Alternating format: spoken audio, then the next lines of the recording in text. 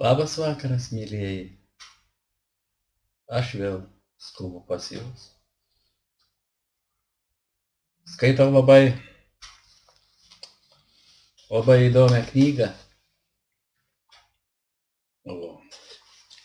Patarčiau visiems, kad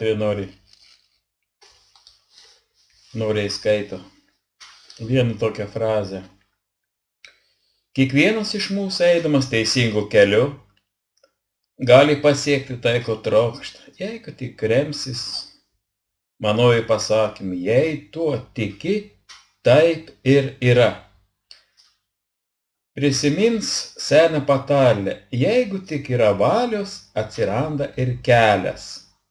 Kitaip tariant, priverskit tą valios jėgą, tą tikėjimą, tą žinojimą, darbuotis kiekvieną minutę, 24 valandas per parą, 7 dienas per savaitę, 365 dienas per metus. Pažadu jums, kad tada visus kitus žmonės savo pažangą lenksti tokiu greičiu, kokiu eteryje virpa aukšto dažnio elektros iškrova. O tokia knyga.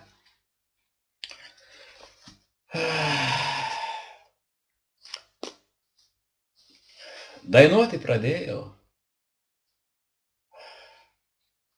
nuo 5 metų. Dar mažas būdamas ant stalo dainuodavau muslimų magamajimo dainas. По проселочной дороге шел я молча. Ir dabar dainuoju dainas iki šiol. Dainuoju, kada man yra gera, kai yra nuotaika.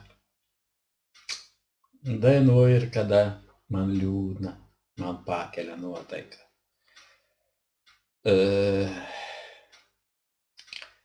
Su gitara pirmą dainą aš išmokau tokią dainą. Jums pabandysiu padainuoti.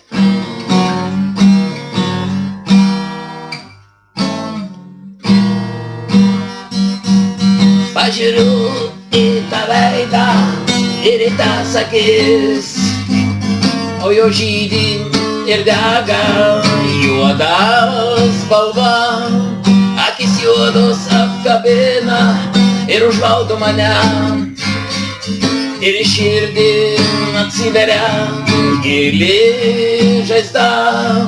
O palauk, sustok, nepaliki manęs, dar truputį palauk, pažiūrėk į akis.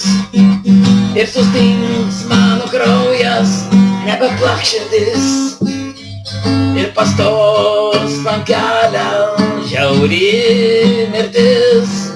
Pasodink man ant kapo rožių baltų, neprimins jos man meilę.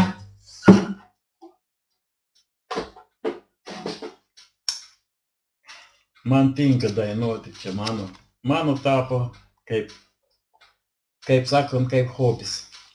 Nu ir dar šį vakarą šamaniška pasaka, kaip jums ir žadėjau. Drugelių gimimas.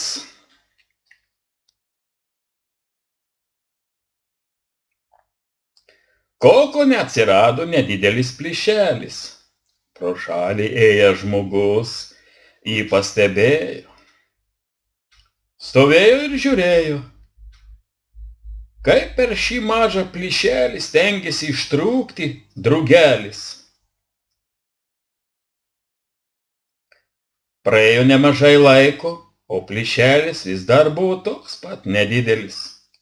Atrodo, kad drugelis padarė viską, ką leido jo jėgos, ir kad niekam daugiau jėgų nebeliko. Tada žmogus nusprendė padėti drugeliui. Jis išsitraukė sulankstomą peiliuką ir perpjovė kokoną. Daugelis iš karto išsilaisvino drugelis iš karto, bet jo kūnelis buvo silpnas ir bejėgis, jos sparnai buvo permatomi ir vos judėjo. Žmogus laukė, manydamas, kad štai tuoj drugelio sparnai išsities, sustiprės ir jis nuskris. Nieko panašaus nenutiko.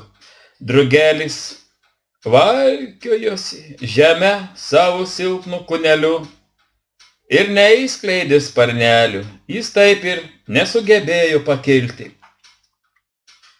Visa tai nutiko tik todėl, kad žmogus, ketindamas jam padėti, nesuprato, kad pastangos, kurių reikėjo drugeliui išlikti, pro menko kokono plyšelį būtinos jam, kad skysčiai iš jo kūno patektų į sparnelius ir drugelis sugebėtų skraidyti. Gyvenimas vertė drugelį tokiu sunkiu būdu ištraukti iš apvalkalų, kad jis galėtų augti ir vystytis. Kartais būtent pastangos mums reikalingos gyvenime. Jeigu mums būtų leista gyventi, nepatiriant sunkumų, mes būtume nuskriausti, negalėtume būti tokiais stipriais, kokie esame, niekada nesugebėtume skristi. Prašiau jėgų, o gyvenimas man suteikė sunkumų, kad tapčiau stiprus. Prašiau išminties, o gyvenimas man davė problemų, kad jas įveikčiau. Prašiau aš turtų, o gyvenimas man davė protą ir raumenis, kad galėčiau dirbti. Prašiau galimybės skristi, o gyvenimas man davė kliūtis, kad galėčiau jas įveikti. Aš tada jau prašiau meilės, o gyvenimas man davė žmones, kad padėčiau jiems spręsti jų problemas. Prašiau gerovės, o gyvenimas man davė galimybės. Aš negavau nieko, ko prašiau, bet dabar turiu viską, ko man reikia. Ačiū, mylieji, iki kito karto.